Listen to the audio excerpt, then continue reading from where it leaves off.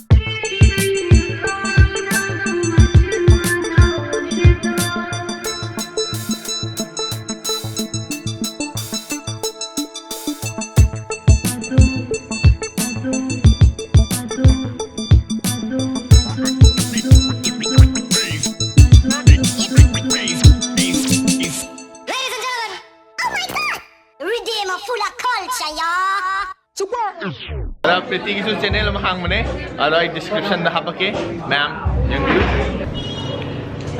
koigi YouTuber bro bear ki ma hada program asileba talent hunt ki ado talent hunt ki is mai do bane haidi any Manipur leba mi khudema just 1 minute ki video ma haidare whatever moi lejaba talent sei hoigera dance hoigera whatever ngamjaba football any ado mo na video submit arni video submit arga mana just khara targa collect arni ba video around 20-30 40 adu likhangre adu my YouTube sta upload arni ba aduga adu dai da like kwai dagi phangma view kwai dagi phangma mi je khallaga mo moi family de chalaga habdi yum na chalaga amuk audition lawarni ba adu da winner do 30,000 gi okay cash prize ni ba okay winner kan amara ma hojik poti winner ama hai to ai nang hang ba da winner se at least 3 lakh ma winner se hai adu do keno da ma hojik talent hanche adu gi detail do mana hojik brain